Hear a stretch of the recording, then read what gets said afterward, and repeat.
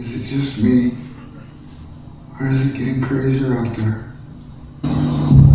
I didn't know if you saw it, but there was a cat right there. I'm talking about Harley Quinn, not Catwoman. Beat it. Hey, what's up, folks? It's the Methodical AAA, and yeah, I guess I'm trying to be somewhat consistent with making and uploading videos, considering the never-ending stress and pressure that comes with someone in their early to mid-20s trying to get their life together. I'm gonna talk about Harley Quinn in relation to the 2019 Joker, but that's not all I'm trying to talk about. That was just the title to get your attention.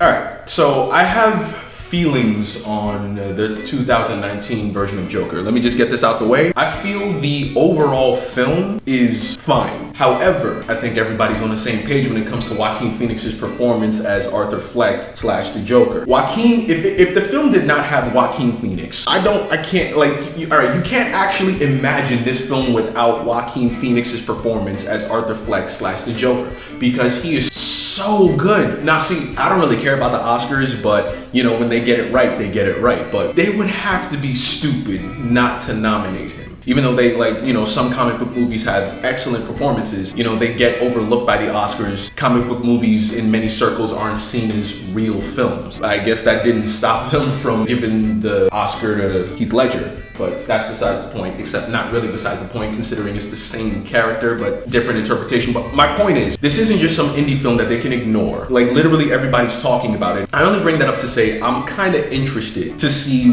where the tide is gonna shift in terms of what the Oscars are gonna choose to nominate for Best Actor. But enough about the Oscars. So, like, one criticism that I hear, like, when they're talking about, like, the Aurora shooting, I understand that argument because that is something that actually happened. This is a very high-profile film showing a person descend into madness and become a killer. And I can understand how the survivors of that shooting, as well as the theater itself, would not want to show that film. I have nothing but understanding for that regard. But what I have a problem with is the people who felt the film Joker itself, it's too dark to be truly enjoyable. Run it back with me real quick. This guy who killed Bruce Wayne's parents and I'm pretty sure was going to kill him. He was a murderous and treacherous mobster before he went crazy. And then once he became crazy, he started to add a whole lot other names to that kill list of his. This guy who killed a whole bunch of people and tortured someone's mind just to prove a point. And this guy, whatever. This guy, my personal favorite. This guy killed Andrea Beaumont's father and was a murderous mobster before he went crazy. And then once he went crazy, he had years-long campaign of just killing, and then he did something which is not necessarily my favorite, but I think that puts him over the top. He tortured a teenager's mind to the point where he broke, and not only that, but in the event of his own death, put a chip in his neck so that he could be resurrected beyond the grave and kill even more people. And that's not even talking about this guy, or this guy, or this guy, or this guy. Jesus Christ, this guy. And I'm not even getting started on Flashpoint Joker. Martha! Why did you say that name? But this film is too dark, though. Get out of here. Now, for the character of Arthur Fleck himself, I understand that, you know, there are some people who feel like, oh, the Joker's origin story should be left ambiguous. I completely understand. However, this is an Elseworld story. So this isn't necessarily, you know, the definitive Joker origin story, and I don't feel it should be. And even in this story itself, there's a lot of ambiguity to where you're like, did this happen or that happen? We don't know for sure. True to form for the Joker, based on what we do see. Like, I'd say like the first half an hour, I completely sympathize with Arthur Fleck. I mean, like, I'd say like this film, it hits the ground running, and so does Arthur.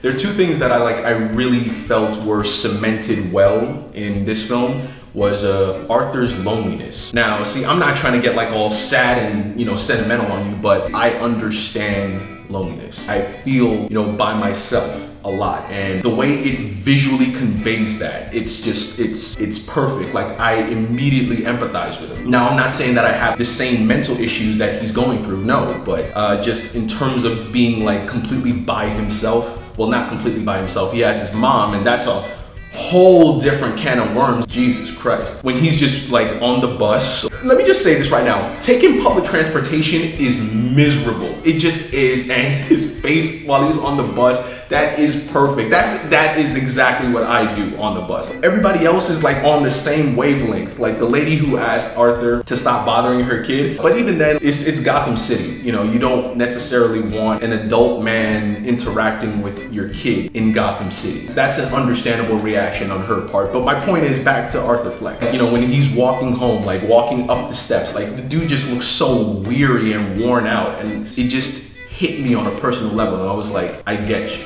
What was the second one? I know there was a second one. I know there was a second one. Just give me a second. I know there was a second one. Yo, I really can't think of this right now. Oh my God, I had it. What the fuck? Yo, I really can't think of this. Shit. I finally remember what I was talking about. Second thing that I feel this film cemented well, the subversion of the idea that mentally ill people are inherently violent. Because, you know, like you see in like a whole bunch of movies. I don't know, let's take Fatal Attraction, for example. Like, yeah, like, oh, why did she feel this way? Why did she resort to violence? Oh, she's crazy. No, like in Joker, Arthur Fleck, he's doing everything he can to be like a kind, civil member of society. But everybody keeps messing with him. The funding is cut for, you know, like his program, so he can't see his therapist anymore. And he's straight up just like, where am I gonna get my medication? Who do I talk to? Like, he's doing everything he can to make sure he stays on the straight and narrow path. And even then, like, it's not like, oh, as soon as he gets off his medication, oh, that's when he becomes violent. No, like, the first time he even retaliates in violence is because somebody is messing with him. I know, it's society. I mean, hey, Joker himself says society in this film, so I gotta say society. Society just keeps pushing this dude down. And I like, again, I just felt sorry for him. It's not even like, you know, like one thing just hits him and then he goes crazy. No, like it's like a domino effect. Appropriate. Like when he's talking to Thomas Wayne, he's straight up like, yo, what is wrong with you people? Like, yeah, like talking about my mother, like, yo, that's a big no-no. Like, you know, to talk about someone's mother, especially to their face, I feel like that's just like a manifestation of everything that Arthur has felt up to this point. Like, instead of like, what's wrong with you, is like, what's wrong with everybody? I'm doing everything I can. I'm playing by your rules. But you keep messing with me. You keep pushing me. Please stop pushing me, because if you continue, you're gonna push me over the edge. I don't even think that's because he's mentally ill, because I'm pretty sure, like, you know, any sane person, any person has their breaking point. I'm not condoning the usage of violence. I'm just saying, kind of like, oh, I think it was Chris Rock who said, now, I'm not saying he should have killed her, but I understand.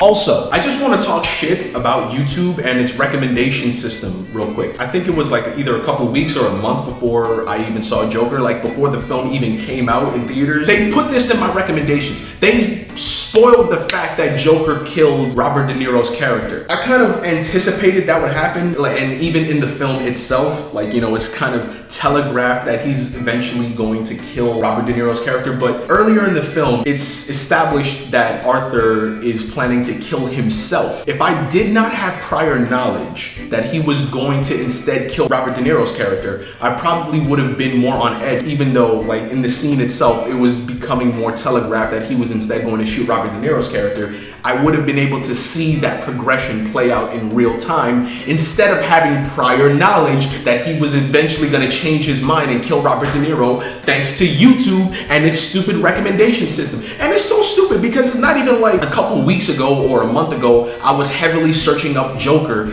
or Joker spoilers or anything like that, so it would be understandable why they would put that in my recommendations. I wasn't even looking up Joker like that, so why would they spoil that shit for me, yo? Why would they spoil that shit for anybody? Wouldn't they just acknowledge that, hey, this is pirated footage, so we should probably take this off? But nah, we keep pirated footage on the internet, right? But actual content creators, they have to get demonetized and get their videos taken down over some bullshit. But nah, we recommend pirated footage for you, because that makes perfect sense. Promote my video though.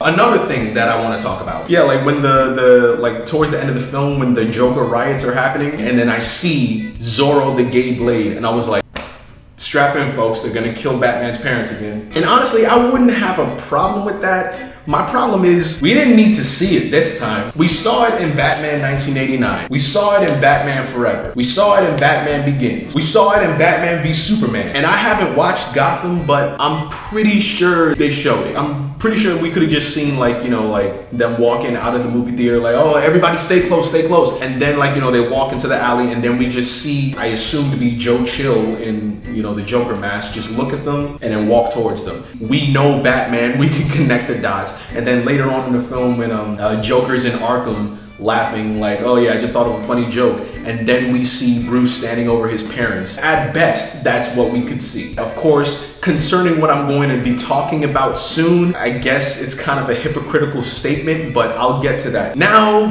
we're getting into the nitty gritty. Now we're getting into what I really want to talk about.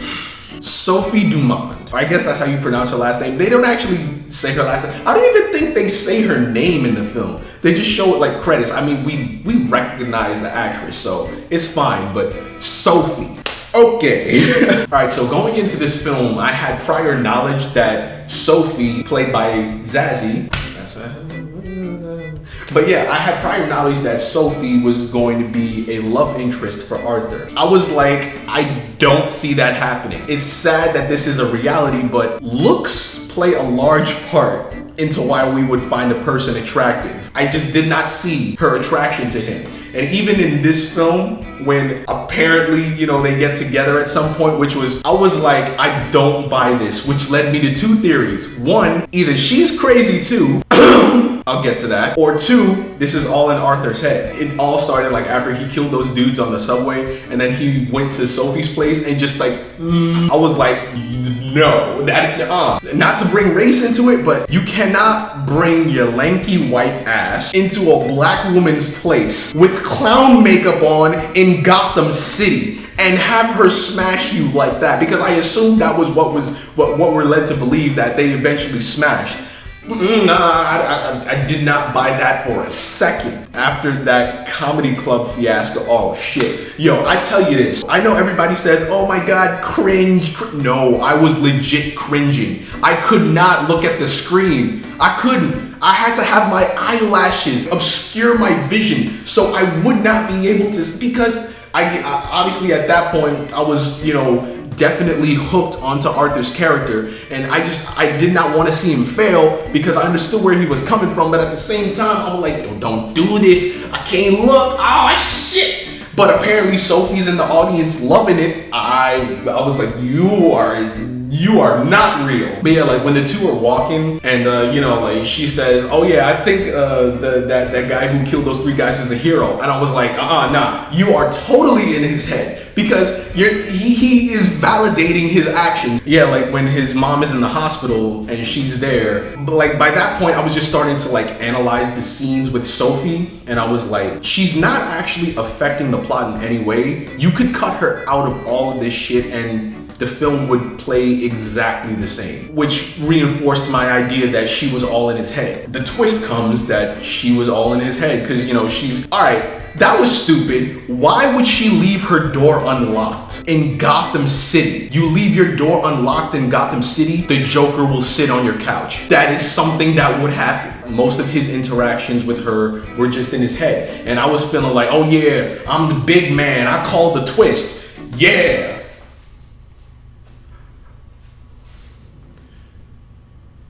Oh no. Oh, this doesn't make me feel any better. Because yeah, once the twist is revealed, I started thinking about all the implications of it. My dude Arthur was so starved for human affection that he had to imagine that he was in a relationship with a pretty girl. Yo, that's just the saddest shit. Oh my, yo, that, oh man. Like you can't even trust your brain no more. Like my man's head is over here playing fake matchmaker and my dude don't even know it. My dude pull up in his girl's place like, oh listen, Sophie, I gotta talk. I had a really bad day. She's like, what are you doing here? That hurt me right here. I was like, oh man, yeah. And now for that scene that didn't happen, everyone is like, you know, theorizing whether or not Arthur killed Sophie. Like, it's established that he extends kindness towards people who are kind to him. Now, Sophie wasn't necessarily kind to him, but she didn't do anything to him. Like, she's just over here. She's the hero of her own story. So it could be theorized that he did not kill her. And straight up, I don't want to think that he killed her. I hope that she's still in Gotham City doing her own thing. Well, hopefully she could get the hell out of Gotham City, because Gotham City is a shithole. But I would like to think that Arthur extending kindness to those who have not wronged him would extend to Sophie as well. However, I feel that they did film a scene where Arthur killed Sophie, but they understood that if we saw that, then that would immediately eliminate our sympathy for Arthur, because he just killed a single mother who's trying to provide for her daughter. Granted, the Joker is not above doing something like that. I really think that they did shoot a scene where Arthur killed Sophie, but they cut it because they knew that that wouldn't help. Oh yeah, like, you know, there were sirens in the background. I say that could be an indication that he killed Sophie, but this is Gotham City. Like, there's sirens all around, so that could be for anybody. And also, I'd say, yeah, I guess I'm gonna get real film student in here, but I feel that another way that it could be interpreted that Arthur killed Sophie was the symbolism of this. Because he's in the elevator after all this shit popped off. He looks like, you know, behind him where Sophie isn't, but yeah, he imagines her doing this. So that could maybe that could be perceived as him convincing himself to shoot her by having his vision of Sophie say, you know what you have to do. So yeah, and also that could be interpreted as him eventually finding the resolve to kill himself. Hey.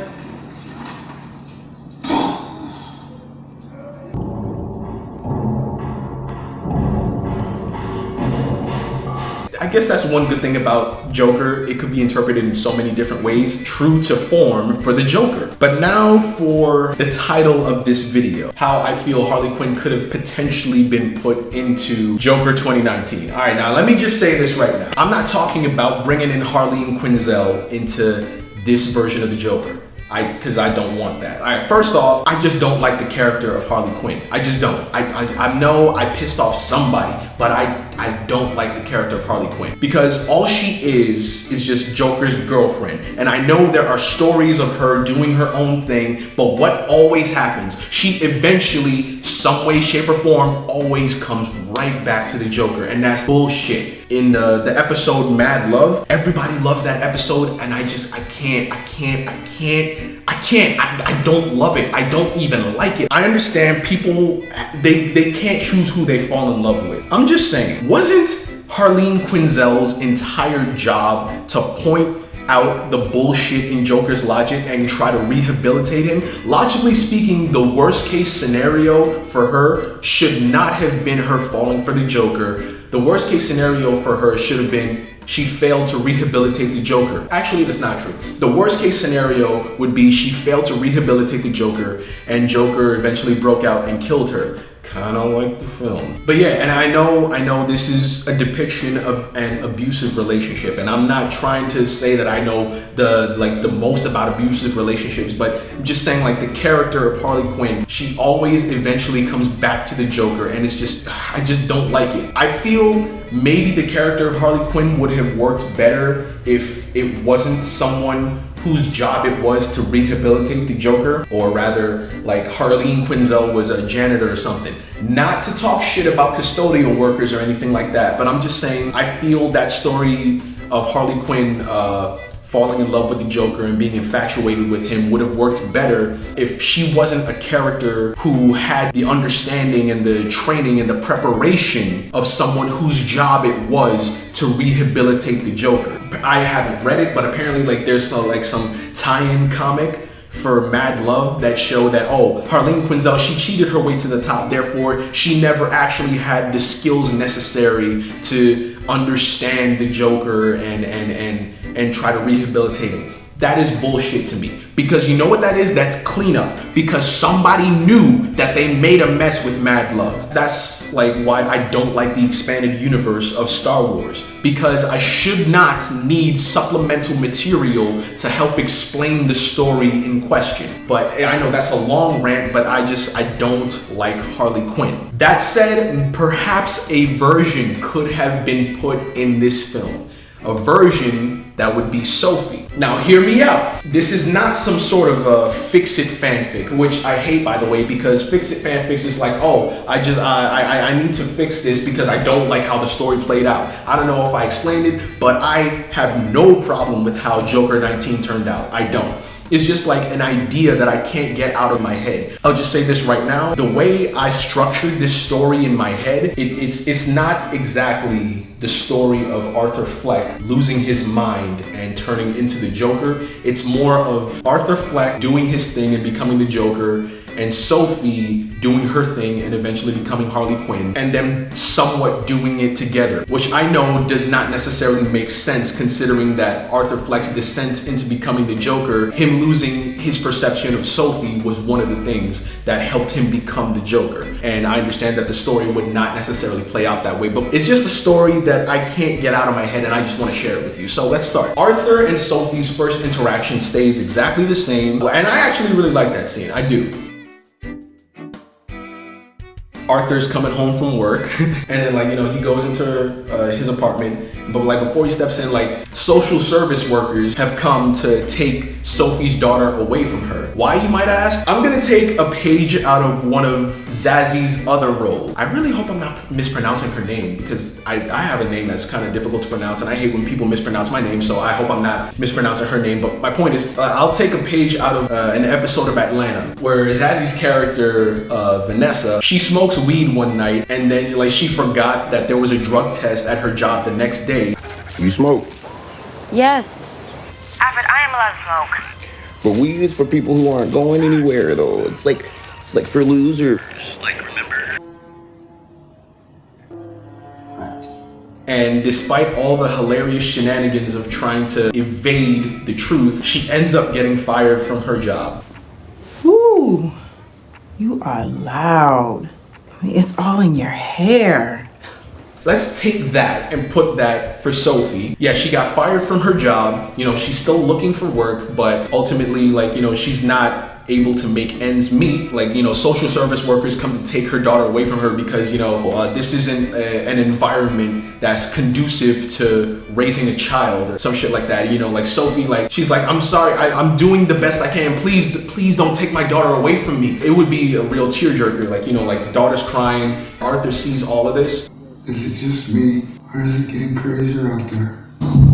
It obviously ends with Sophie just standing there in the hallway just crying. And for the social services that took away her daughter, guess who's in charge? The Wayne Foundation. Yeah, the story continues. This is immediately after Arthur kills those 3 dudes on the subway. Instead of that hallucination that he has where he goes and smashes Sophie, he's in the elevator, he's still contemplating whatever he did, except he's smiling, and then in comes Sophie in the elevator, and she's holding a brown bag full of something. Yeah, it's just them in the elevator, and then she sees the blood on dripping down from Arthur's nose, and she's like, are you okay? In his Arthur way, he's just yeah. But yeah, it's just silent, and then Sophie's like, you wanna have a drink?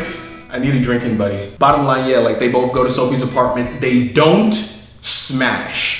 I just put that out there. They don't smash. She gives Arthur some ice for his nose or his back or whatever. Let's just talk about the fact that Arthur gets beat up a lot of times. He takes a lot of damage. He gets beat up. He gets jumped twice. He gets hit by a car. He gets hit by a car twice. That's crazy. And yeah, they just start talking, but Sophie's talking. She's more venting to him because she needs someone to talk to. When she's talking, we learn that under no uncertain terms is she going to get her daughter back anytime soon. And like I said, Sophie's just venting and she's like, I'm looking for work. I can't find anything right now. I don't know how I'm gonna pay rent this month. I don't even know how I'm even gonna make it to next month. I don't know when I'll be able to see my daughter again. All because of just one little mistake. Everything spirals. All this shit just makes me want to hurt somebody.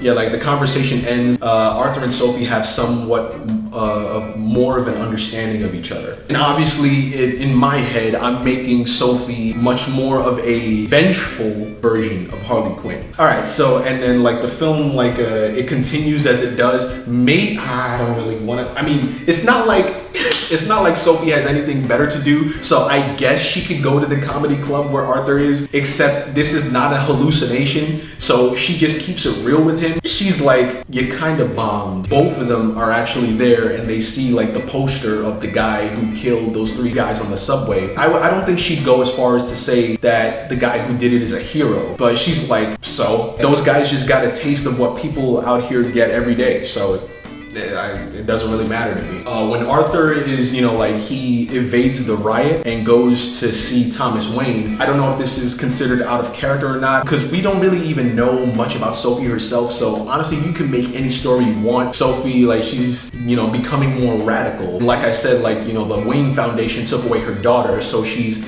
becoming a lot more antagonistic towards the idea of Thomas Wayne becoming mayor. And she's like, she doesn't know him personally, but she's starting to heavily dislike him personally. And yeah, she's like in the riot. Arthur, he doesn't see her. And honestly, I'm thinking that we could like see the revelation that Sophie was in the riot afterwards. And the story progresses as it does. Arthur could be in his apartment and then like someone knocks on his door. It's Sophie. She's kind of bruised because of that riot. Like, she explains like, yeah, I was in the riot. Again, I know this is less about Arthur becoming the Joker and more of Arthur and Sophie taking on Gotham City. But I guess it would be like somewhat of a neat parallel, like where like she gave him ice for his injuries, he gives her ice for her injuries. Yeah, like the two, like while she has the ice on her injuries, like like the two talk, and then like Arthur reveals like his relation to Thomas Wayne or whatever, and how like Thomas Wayne, like he's genuinely an asshole, which I guess would further cement her hatred for Thomas Wayne and the Wayne Foundation. Instead of Joker and his minion Harley Quinn, it's somewhat equal. I would say the story continues as it does, but considering the way that I'm structuring it, I'd say that is genuinely impossible because, like I said before, the revelation that Sophie was all in Arthur's head was a very big deal to him, which is understandable. And I feel that helped him become the Joker. And the way I'm structuring the story, I don't feel that would be a strong possibility right here. But for the sake of the sake, let's just say the story progresses as it does. At this point, Arthur Fleck is the Joker and he's on the Murray Franklin show. And he just confessed to killing those 3 guys on the subway. And he starts going on his rant. You could see like multiple people looking at this, like kind of like X-Men Days of Future Past when Magneto was having a speech and like all the young mutants were looking at him. We could have like a whole bunch of Joker goons, like just watching that interview, like yeah. Everyone is just like gathered around looking at that interview, and Sophie's just like dead center. She's like, yeah, like she's really absorbing all that information. And then the story continues as it does. Thomas, Martha, and Bruce Wayne, they walk out of Zorro the Gay Blade. The Waynes are trying to get to safety. And then like, who sees them but Sophie? She just can't help but look back. Like we see the Waynes go into an alley, and then someone in a Joker mask just pulls up. Thomas Wayne is like, listen, just take whatever you want. It's happening exactly like this. You took everything from me. I don't even know who you are. You will. And Thomas Wayne is like, please, not in front of my family. The character in the Joker mask is like, your family? You took my family. And now I'm gonna make sure you never see yours again. Martha Wayne is screaming. The person in the Joker mask is like, shut up. And she just won't stop screaming, so just then, when all is quiet, that's when the girl in the Joker mask sees Bruce Wayne. She sees the innocence of Bruce Wayne and in a split second sees her own daughter. Yeah, I'm saying the girl in the Joker mask like you already don't know who she is, but I like, whatever. We like mystery here. And she just like backs up slowly. She says nothing, just backs up slowly. But just that image of that Joker mask is burned into Bruce Wayne's brain. The story progresses as it does. Like the girl in the Joker mask, she's Sophie. Sophie She's in the Joker mask and she feels somewhat conflicted about what she just did, because even though she hates Thomas Wayne and the Wayne Foundation, she did more or less what the Wayne Foundation did to her: separate an innocent child from their family. And now she doesn't know exactly what to feel. You know, Joker's in the police car that gets hit by the ambulance, and instead of some random thugs pulling him out, it's Sophie who pulls him out. She's still in the Joker mask, by the way, but yeah, she pulls him out. Even though she's still conflicted, like, you know, she wants to make sure that Joker is okay. It's that scene. It's that scene that everybody has gone crazy over. Once Sophie sees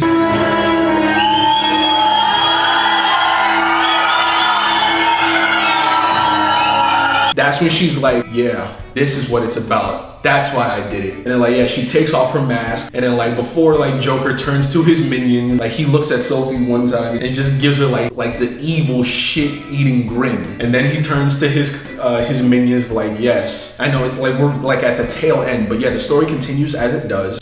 Joker is in Arkham. It's implied that he killed his therapist. I guess this is when he just finally became the Joker, because he killed someone who didn't actually do anything to him. And instead of it ending with you know, like the guards chasing him down, like the guards actually catch him. But this time, someone breaks into Arkham and shoots those guards. And who is it? Sophie. Except this time, she looks different. I'm thinking like she definitely has the afro that she was rocking when she was playing Domino. It would like the colors would be split in two, kind of like the Margot Robbie Harley Quinn. Maybe she could have like, you know, like the Joker's clown makeup on. I don't know what outfit she's wearing. I guess it could be somewhat reminiscent of the Batman, the animated series outfit. She has Joker goons, you know, behind her, because, you know, they're all for the Joker cause. Yeah, like she like slowly walks up to Joker and she's like, hey, Mr. J. And then Joker just looks at her, gives her that same evil shit-eating grin, and that is my Harley Quinn story.